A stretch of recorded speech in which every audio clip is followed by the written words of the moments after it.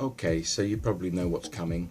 I've talked about this before, and you may well know how strongly I felt about last season's QPR kits. But the problem's just got a lot bigger than a disappointing shirt. The new shirts launched last night for the 2015-16 season are disappointing, but the reason I'm angry enough to make this video is that we've been lied to about it again. It's not just about the design of the shirts anymore. If it were, I'd just whinge a bit on Twitter, make a point of not buying them, and then leave it at that. But that's what I did last season, believing some of the promises made by the club, only to find those promises were utterly false. So in this video I want to set out exactly what those lies were, as well as some of the other lies that are still being told. I can only speculate as to what's really going on with these kits, but I shall attempt to do that too. And then finally I want to ask anyone who cares about this to join me in making as much noise about it as possible. Right, that's the preamble out of the way, let's begin. Here's a QPR shirt, and it's got hoops on it. They go all the way around. That's basically the one fundamental criterion for a hoop shirt. Here's another one. Hoops all the way around. Oh yeah, hoops all the way around on another QPR shirt. This is a Premier League one. Yeah, hoops all the way around. It's even got a Premier League badge on it. This is the most recent one I bought. I still wear this one because they haven't actually released a decent one since. This one's about 12 years old now. But hoops all the way around the shirt. In fact, about 10 years ago, before Flavio Briatore got involved at QPR, QPR did explore the idea of using side panels on their shirts, and they took this idea to the fans. And the fans responded vociferously that they shouldn't be breaking up the hoops, and the hoops are supposed to go all the way around the shirt. And Gianni Palladini, and we can all make complaints about some of his decisions and actions at the club, even Gianni Palladini was able to recognise this and backtrack on the panels idea.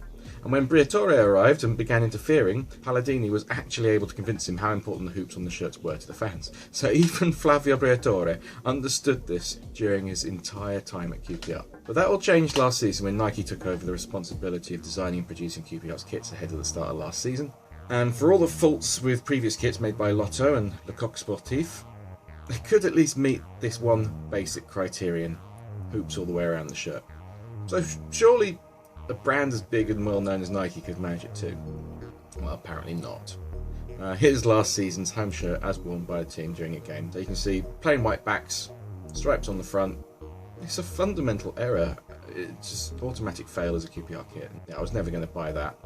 And how did we end up with these awful shirts that don't qualify as basic QPR hoops? What we were told was that Nike always gives clubs an off-the-peg design in the first year of a new kit deal.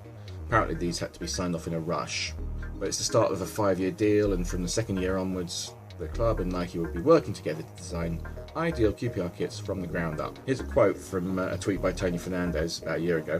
Big deal for us. Kit not perfect, as we haven't had enough time to give Nike. So yeah, I wasn't happy. Loads of fans weren't happy, but I had no reason to suspect this as a lie. I just didn't buy the shirt. I'm never going to buy anything I don't like, and it didn't feel like watching QPR when the team ran out in these kits, but I thought, well, it's just the one season. I'll probably get over it eventually. But then not long later, the club ran a kit survey online inviting fans to give them data about preferences for kit designs.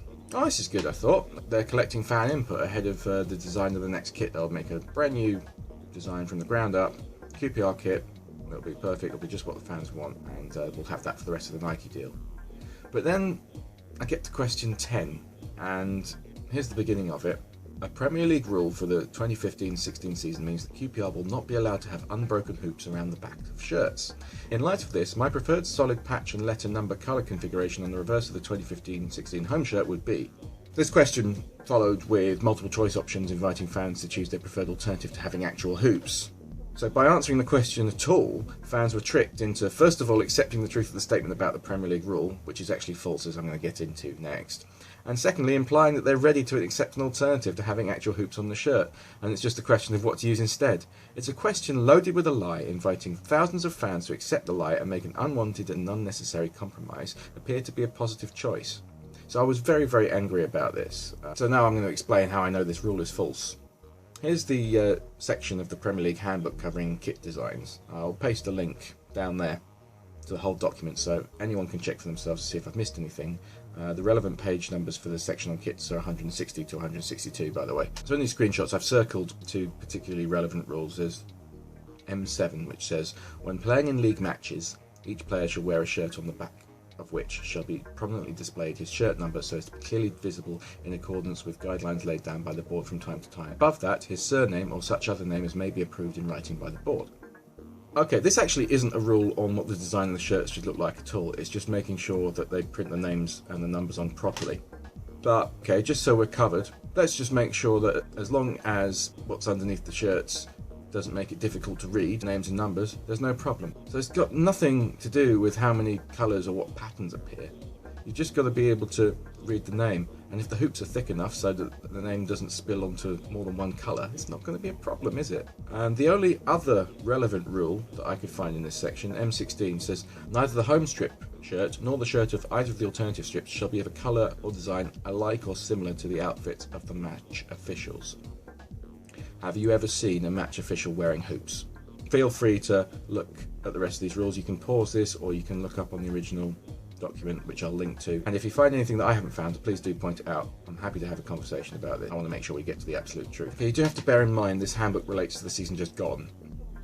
So the 2015-16 handbook is still to this date, never mind a year ago when that questionnaire was released, not finalised, not made available. No one knows exactly what it says. But we do know that any rule changes have to be agreed in a meeting that takes place in June the previous year and have to be voted for by representatives of a minimum number of the league's member clubs. This was told to me by leaders of the Football Supporters Federation when I spoke to them last year during that ticket prices march. If we're going to have a change in the rules, it would have been known about by the previous June, and clubs would have talked about it with representatives of their fan groups. The media would have got hold of it. You know, you'd at least see something in a tabloid or something. And it won't be long before the 2015-16 handbook's out, and I will search it again, and if something appears there and I turn out to be wrong, I'll not try to hide it. I'm not dishonest, I won't do that, but I'll be very, very surprised if it did come out, because there are already counter-examples that you can see. There are kits published for this season in the Premier League and the Football League that would be in breach of these rules if there were such rules, and that is why I'm absolutely convinced this is nonsense. In fact, just give me the year of a single season when all teams in the same division, any division,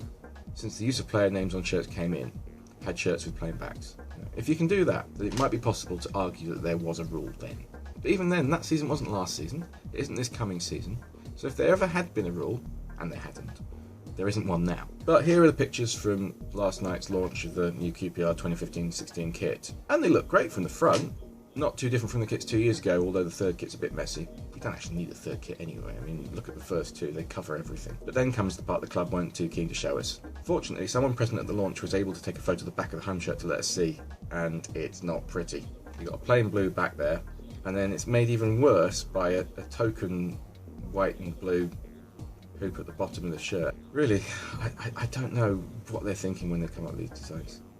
But here's where the lies have just got worse. Look at these tweets from QPR's head of communications, Ian Taylor, in response to fan reactions to these insulting kit designs. They're in reverse chronological order, so I'm going to read them from the bottom to the top. 2015-16 kits were designed and signed off last September when the club was in the Premier League. With the lead time associated with rolling out the new kit, the back patch was the only option available. Those Premier League rules state that players' name and numbering must be clearly visible. And as we have a two-tone shirt, the only way of guaranteeing this. So he's actually quoting the same rule, that M7 rule that I quoted from last year's handbook, which is actually not a limiter on whether you can have a pattern back. As long as the hoops are thick enough so that the names are only covering one colour, then the visibility and the legibility is excellent. Even if you try to argue that I'm taking the rule too literally and there's an implied meaning in that rule, the fact is there have been teams playing in the Premier League and the Football League with stripes, hoops, quarters and all sorts of other designs on the backs of their shirts every season, including last season and including the upcoming season. But that's not the worst of it. Ian Taylor said that the kits were designed and signed off last September. Let's look at that quote from Tony Fernandez again. Big deal for us. Kit not perfect as we haven't had enough time to give Nikes. So we had a whole year to sit down with Nike and design a proper QPR kit, but we didn't actually use it. A couple of months after the launch of those off-the-peg, heavy compromises, QPR just went and signed off on another rush kit design with no regard for what a QPR shirt should look like, or what the fans who took the time to fill in the survey said. That's the most hurtful part of it. Why might the club be doing this though? It's definitely nothing to do with league rules. I have also heard that football commentators complain, but even if they did, the rules haven't been changed. And anyway, most football commentators are much older than I am, and even I can remember watching games when names weren't printed on any players' shirts at all. Also, it's simply not difficult to read the names and numbers anyway, no matter how elaborately designed the backs of the shirts may be. So it's not the commentators either. Well, what might it be? I can only speculate. But this is the idea I have.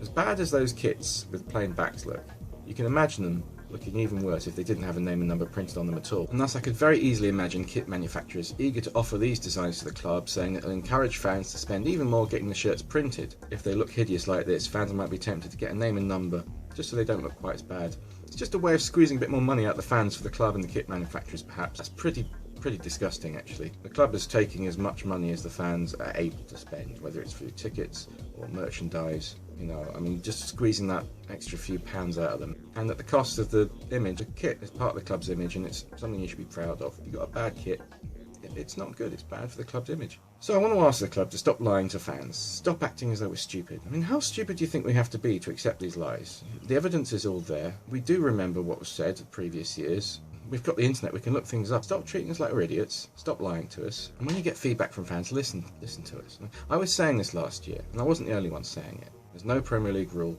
or Football League rule that stops us having hoops that go all the way around the shirt. And we said so. And then you come out with this. You come out with this weak, feeble explanation that I refuted in a couple of sentences. So either you're lying to us and think we're stupid, or you're stupid. I also want to ask the fans to speak up. So if you're fed up with these kits, speak up. But especially if you're fed up with being lied to, make as much noise as you can. You can spread this little rant around on social media and that'd be great. But more importantly, I'd like to see you make complaints of your own. Let the club know how hurt and insulted you are. Okay, I think I've said enough on this for now. Though I've made a promise to myself not to let this go quietly. But I'll see you for one of the upcoming pre-season friendlies, I'm sure. And good luck to England in the World Cup semi-final tonight. Alright, see you next time.